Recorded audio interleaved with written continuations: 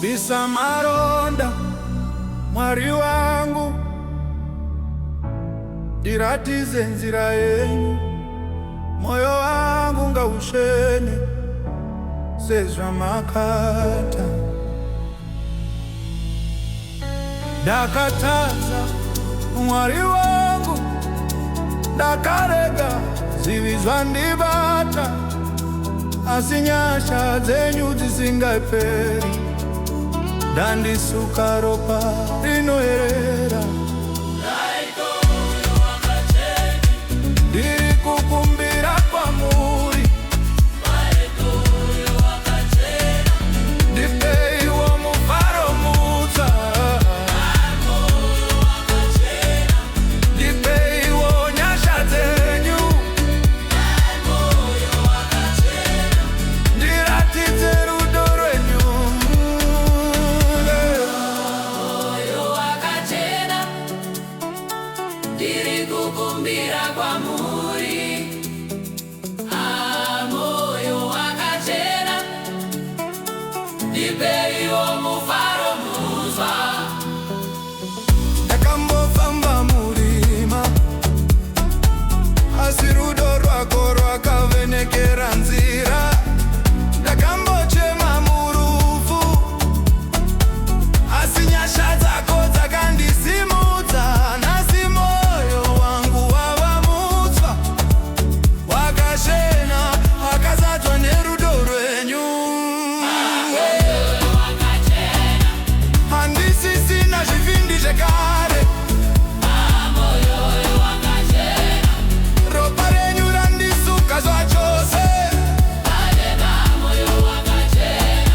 Ndipeiwo nyasha dzenyu, ndiratidze rudo rwenyu.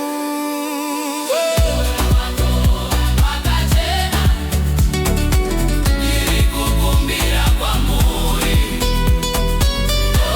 Moyo wakachena, ndipeiwo mufaro mutsva. Mwari,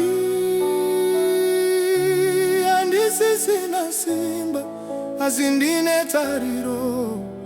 Moyo wangu wakanga wakazviba, asi imi makanditsamutsva. Moyo wakachena, ndizvo zvandinoda. Moyo wakachena, ndizvo zvandinoda. Mwari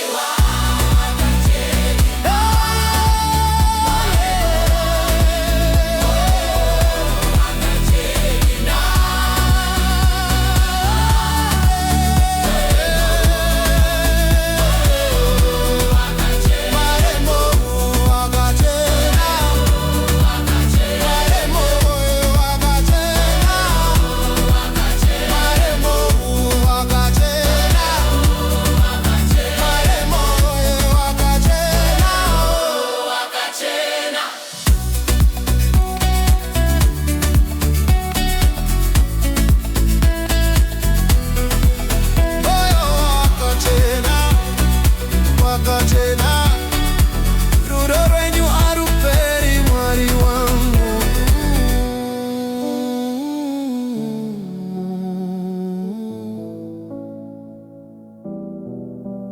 Wakachena.